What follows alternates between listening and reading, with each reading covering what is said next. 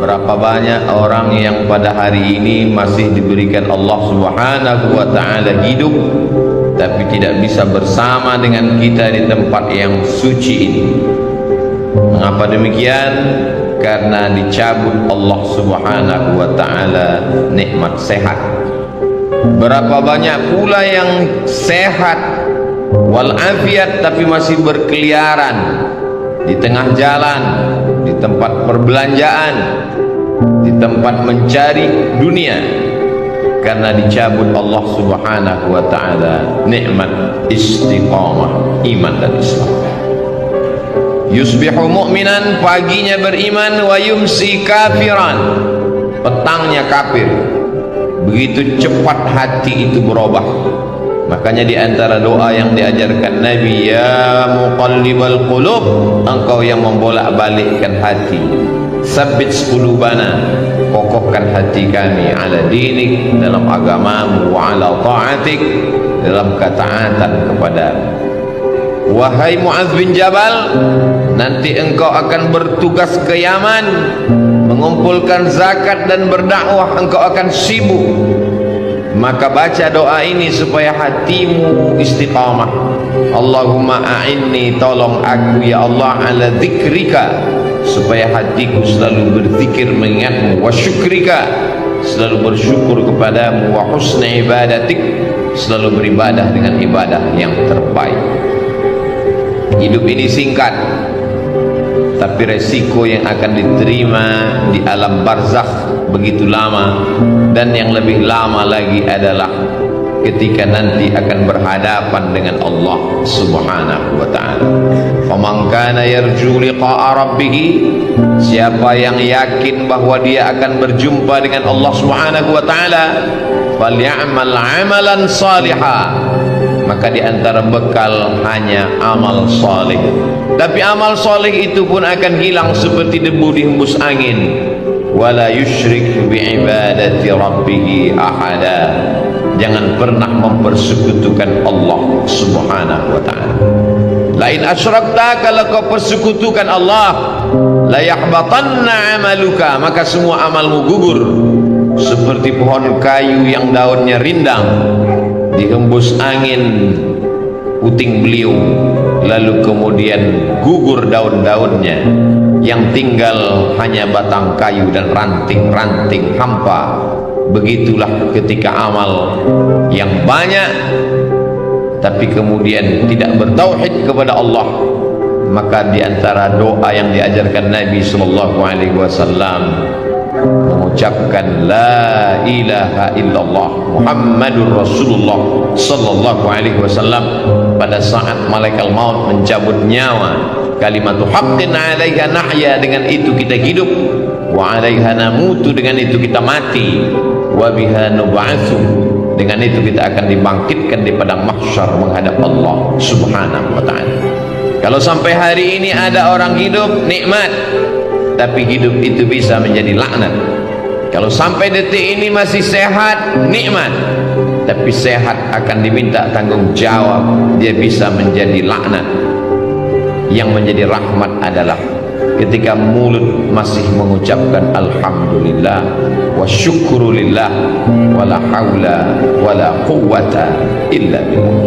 Faqsusil qasasa, ceritakan kisah nabi-nabi itu, la'allakum yatafakkarun, supaya manusia berpikir bagaimana kematian anak amat sangat menyakitkan bagi Nabi Ayyub alaihi salam. Tanamannya kering kerontang, ternak-ternaknya mati, anak meninggal dunia. Tidak cukup dengan itu, datang penyakit kulit yang tidak berkesudahan. Apakah Nabi Ayyub mengeluh? Tidak. Istrinya Rahmah yang tidak tahan dengan penderitaan itu. Berdoalah Ayyub supaya Allah menyembuhkan. Nabi Ayyub tidak ada menyebutkan sakit dalam doanya. Dia tidak ada minta sembuh. Dia hanya berkata, Rabbi anni massaniyad-dur, ya Allah, aku kena musibah. Wa anta arhamur rahimin, engkau maha kasih di antara yang pengasih, engkau maha sayang di antara yang penyayang. Dia tidak ada menyebut sembuhkan aku sudah sakit, aku seorang nabi, anakku meninggal, ternakku mati, tanamanku kering. Dia tidak ada menyebut. Dia malu berkeluh kesah kepada Allah Subhanahu wa ta'ala. Orang yang sudah jatuh cinta kepada Allah, maka semua yang dilakukan Allah itu indah. Walaupun ternaknya mati, Allah tetap indah. Walaupun kebunnya kering, Allah tetap indah. Walaupun anaknya meninggal, Allah tetap indah. Walaupun anak-anaknya meninggal dunia, Allah tetap indah. Tapi tak semua orang yang berada di sekeliling kita melihat Allah indah ketika yang diberikan Allah tak sesuai dengan keinginannya. Ketika dia ingin punya anak, ternyata anak tidak kunjung tiba, dia katakan Allah tidak indah. Ketika dia ingin ternaknya beranak pinak subur, ketika yang datang adalah penyakit kematian, dia katakan Allah tidak indah. Padahal Allah itu innallaha jamilun, Allah maha indah, yuhibbul jamal, Allah suka kepada keindahan. Tapi seringkali kita mengatakan indah menurut hawa nafsu kita. Kalau tidak sesuai dengan yang kita inginkan, kita katakan tidak indah. Allah kalau sudah memasukkan cinta ke dalam hati seorang hamba, maka apapun yang diberikan Allah indah. Masuk di dalam perut ikan di tengah malam, gelap lautan, 3 kegelapan, gelap malam, gelap lautan, gelap perut ikan, tidak indah. Tapi yang keluar dari mulut Nabi Yunus bukanlah sumpah serapah caci maki. Yang keluar dari mulutnya kata-kata yang indah. La ilaha illa anta subhanaka inni kuntu minadh dhalimin. Orang kalau sudah sampai pada tingkat cinta kepada Allah, maka semua yang dilakukan Allah terhadap dirinya indah. Seperti orang jatuh cinta terhadap bayi yang tidak berdosa.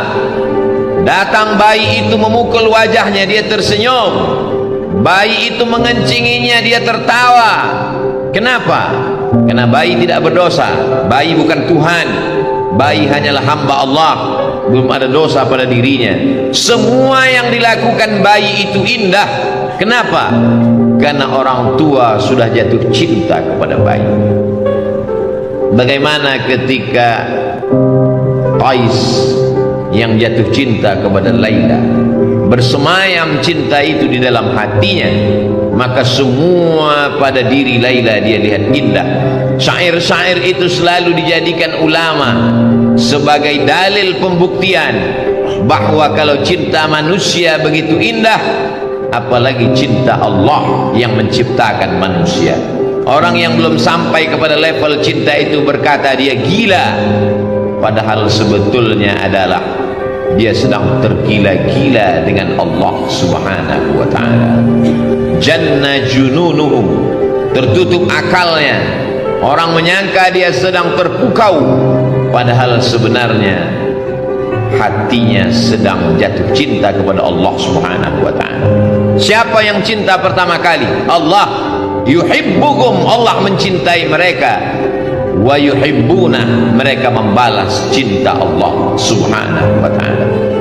Ya bunayya, wahai anakku, inni ara fil manam, aku lihat dalam mimpiku, anni azbahuka, aku menyembelih lehermu. Fanzur madza tara, apa pendapatmu? Apa jawab anak yang juga cinta kepada Allah? Ya abati, wahai ayah, if'al ma tu'mar, laksanakan apa yang diperintahkan Allah. Satajuduni insyaallah minas sabirin, insyaallah aku sabar menerima apa yang diberikan Allah Subhanahu wa ta'ala.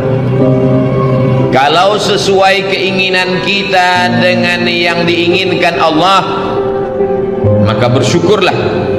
Kalau tidak sesuai yang diharapkan dengan apa yang diberikan Allah, maka bersabarlah. Ajaban li amril mu'min, orang yang percaya kepada Allah itu mengagumkan. In asabathu dharra, in asabathu sarra, kalau yang datang itu menyenangkan hatinya, syakar, dia bersyukur, kana khairan lahu, itu baik baginya.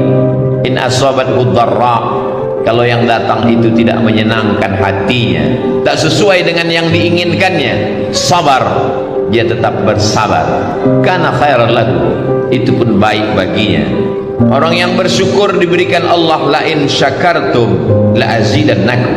Orang yang bersabar diberikan Allah, innama yuwaffas sabiruna ajrahum bighairi hisab.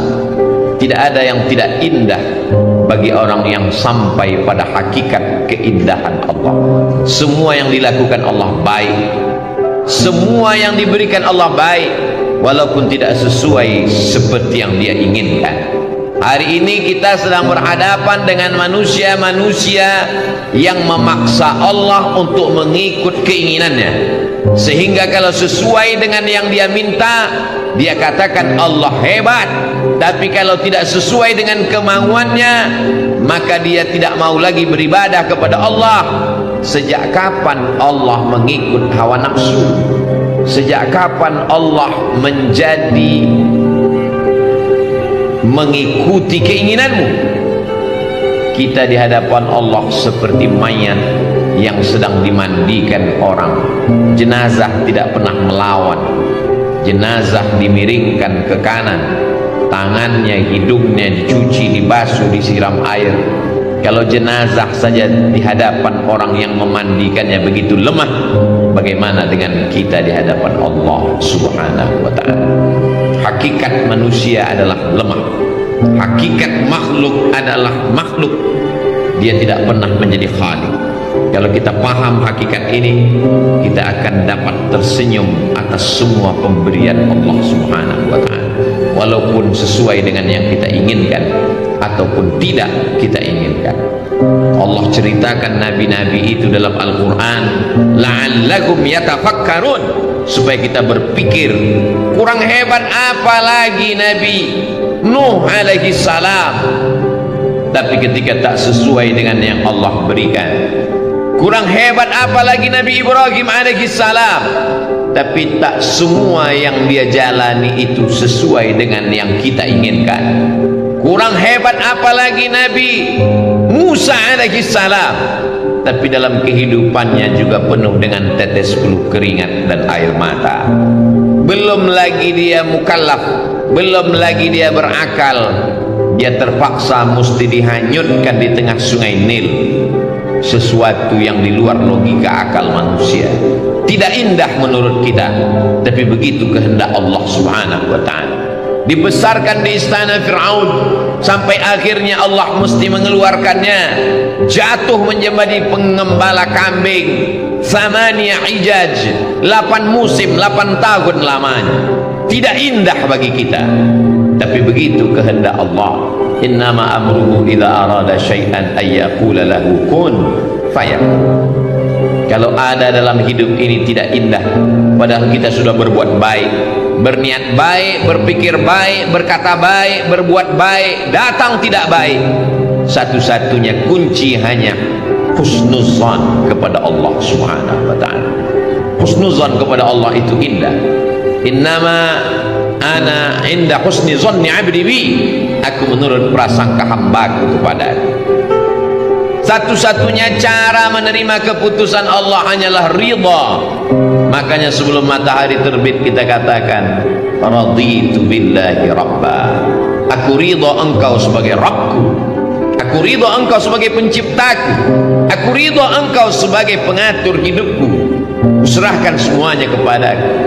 Setelah aku berusaha, setelah aku berdoa, setelah aku bertawakal, puncaknya adalah ridha. Hanya orang-orang yang ridha kepada Allah yang diundang menemui Allah. Ya ayyatuhan nafsul mutmainnah, wahai jiwa yang tenang. Mengapa jiwa itu tenang? Karena dia sudah ridha sampai kepada level maqam tertinggi, maqam ridha. Irji'i ila rabbiki, kembalilah engkau menghadap Allah, radiyatan mardiyah, engkau ridha dan Allah pun ridha kepada. Setelah ridha, fadkhuli fi ibadi, masuklah bersama hamba-hambaku yang ridha, wadkhuli jannati, masuklah ke dalam surgaku, karena hanya orang-orang yang ridha kepadaku lah yang masuk ke dalam surga.